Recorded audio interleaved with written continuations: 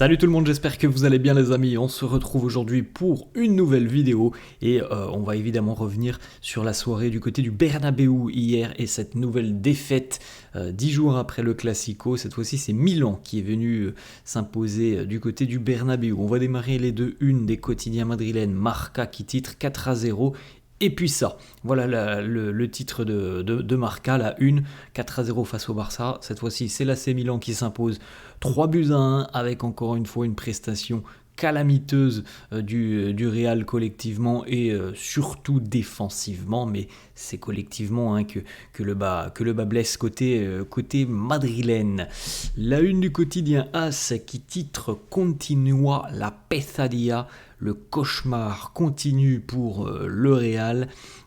C'est très très difficile parce que voilà, si vous avez vu la vidéo que j'ai sortie hier soir où on a déjà évoqué un peu cette rencontre, on s'attendait évidemment à mieux. On a beaucoup de blabla dans la presse depuis quelques jours. Alors ça vient pas des joueurs, ça c'est un fait. Ça vient pas des joueurs, même si évidemment ils nous disent tous, voilà, on va retrouver notre meilleur niveau, mais on voit rien. Il n'y a pas de progression. On en a parlé un petit peu, hier soir, et c'est ça qui est certainement le plus inquiétant, c'est qu'il n'y a pas de progression. Et peut-être même pire, on a l'impression justement que c'est de pire en pire plus les matchs passent. Défaite 3-1 hier face à Milan. Malick Thiaw, Morata et Reinders côté milanais, et Vinicius sur penalty qui a marqué pour le Real. Les statistiques qui sont aussi des statistiques inquiétantes puisque vous allez les découvrir et c'est quand même très très rare ce qui se passe du côté du Real à l'heure actuelle. Le Real vient de perdre 2 matchs consécutivement pour la première fois depuis avril 2023, donc ça faisait plus de 500 jours que le Real n'avait plus perdu 2 matchs consécutivement, en l'occurrence le Barça et l'AC Milan. Autre statistique, le Real vient de perdre 2 matchs consécutifs au Bernabéu pour la première fois depuis 2020. On continue. Pour la première fois sur les 15 dernières années, le Real vient de perdre 2 matchs consécutivement à domicile en concédant au moins 3 buts. Ça n'était plus arrivé au Real depuis 2009.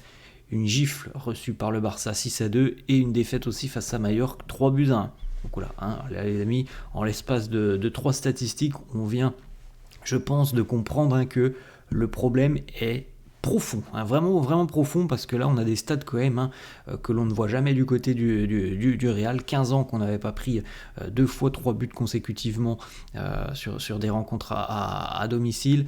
Voilà, c'est quand même assez parlant comme statistique. Le Real hier concède 9 tirs cadrés face à l'AC Milan. C'est plus que tout autre match de phase de groupe de la Ligue des Champions depuis 20 ans. Voilà. Là, franchement, je pense qu'on a fait un beau résumé de toutes les statistiques qui sont catastrophiques à l'encontre du Real. Ça n'était jamais arrivé, tout simplement, de concéder 9 tirs cadrés à domicile sur un match de phase de groupe de LDC au Real depuis 20 ans. C'est arrivé hier. On rappelle aussi, les amis, que le Real a quand même eu 10 jours pour se préparer pour cette rencontre face à l'AC Milan. Alors, il n'y a pas de souci, on connaît la situation en Espagne, on a vu que les joueurs ont été touchés, ils l'ont dit par l'intermédiaire de Carlo, ils l'ont dit par l'intermédiaire de Lucas Vazquez qui était en conférence de presse.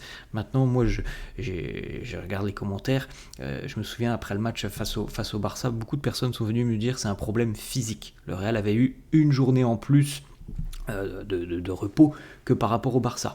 Là, le Real a eu 10 jours les amis, pour préparer cette rencontre face à Milan.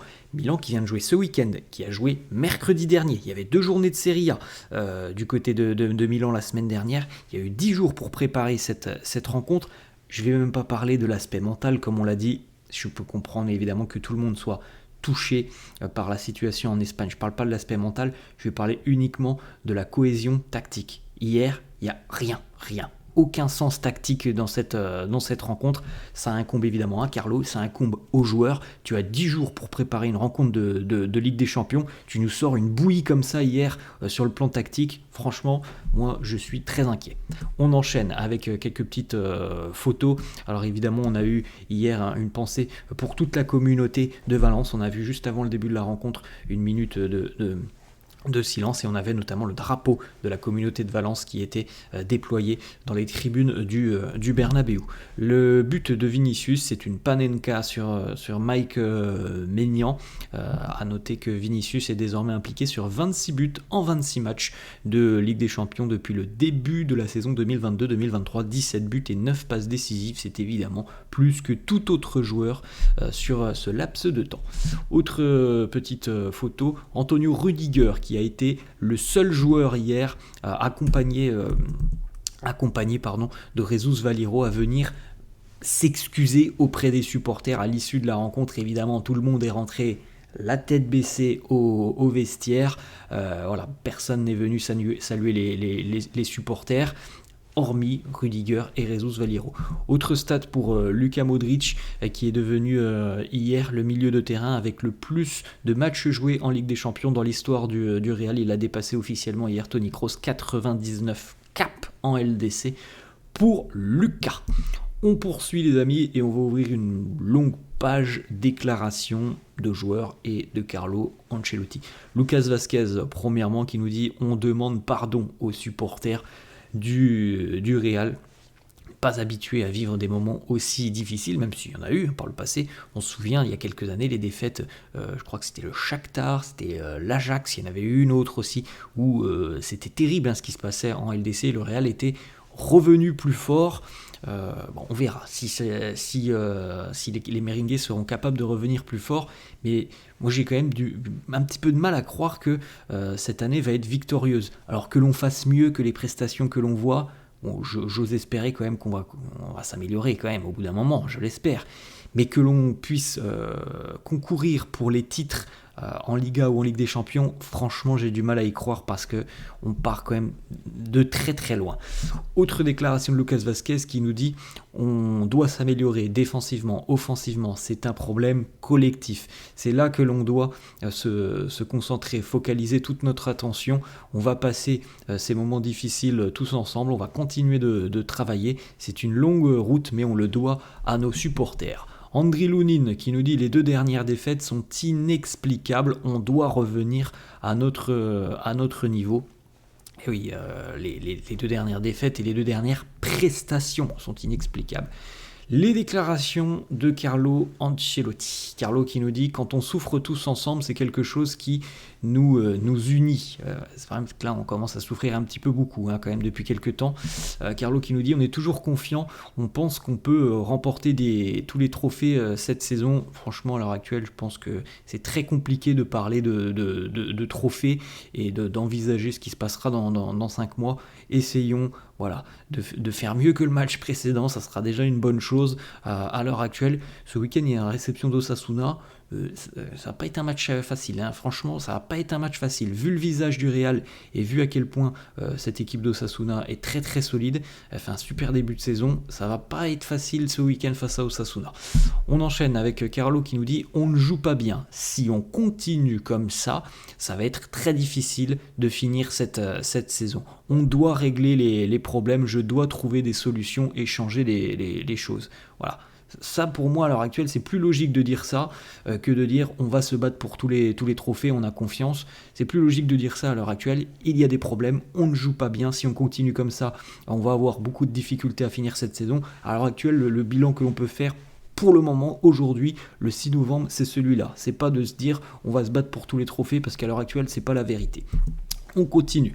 Carlo qui nous dit ça fait partie du football. Quand tu penses que tout va bien, eh bien tout d'un coup ton équipe s'écroule, mais il faut que l'on revienne et on va revenir à notre meilleur niveau. On l'espère, ça commence à faire quelques semaines que l'on entend ce genre de déclaration et que malheureusement on ne voit aucun point positif sur le terrain, aucun axe d'amélioration. On enchaîne. La réalité, il nous dit Carlo, c'est qu'il nous manque quelque chose. Cette équipe ne montre pas sa meilleure version. Être inquiet, c'est normal. Les prochaines nuits vont être longues. On doit trouver une solidité que nous n'avons pas à l'heure actuelle. 9 buts concédés sur les 3 derniers matchs au Bernabéu, c'est beaucoup trop. On poursuit. Carlo, nous ne sommes pas bons. Continue. Je ne peux pas dire que mes joueurs soient paresseux, mais la vérité, c'est qu'à l'heure actuelle, nous sommes incapables d'effectuer un travail collectif. et un travail efficace collectif. Alors, ça aussi, c'est quand même très inquiétant d'entendre ce genre de déclaration. On poursuit, nous avons un problème défensif. On ne peut pas continuer à défendre de la sorte, c'est la faute de tout le monde, de tous les joueurs, de tout le staff. On gagne et on perd tous ensemble. Il y a quand même un gros problème collectif, ça on peut le voir. Je ferai peut-être une vidéo d'ailleurs ce week-end où je donne mon point de vue. Il y a un problème collectif. Et en plus de ça, il y a des individualités qui ne sont pas au niveau. C'est terrible. Voilà, il n'y a rien qui va. Il y a des individualités et pour beaucoup, il y a beaucoup d'individualités en plus de ça en défense qui ne sont pas au niveau. On continue avec Carlo qui nous dit encore une fois, nous ne défendons pas bien, nous ne sommes pas bien organisés. Oui, on doit être inquiet de la situation. Ensuite, visiblement hier, la compagne de Fede Valverde s'est exprimée sur les réseaux sociaux et a critiqué l'utilisation de Fede et notamment son positionnement sur le terrain. Bon, Carlo a réagi en conférence de presse à cette question d'un journaliste. Il nous dit « C'est difficile de répondre à quelque chose qui a été écrit sur les réseaux sociaux. J'ai remplacé Valverde à la mi-temps parce qu'il n'était pas à 100%. » Et voilà, c'est ce que l'on dit. Valverde n'était pas à 100%, il souffre de problèmes au niveau du dos depuis 1 ou 2 jours. Il n'était pas bien en première période. Bon, s'il souffre de problèmes du dos depuis 1 ou 2 jours, il joue pas. Voilà, je pense que c'est assez simple comme constat. Il y a Camavinga par exemple qui est sur le banc.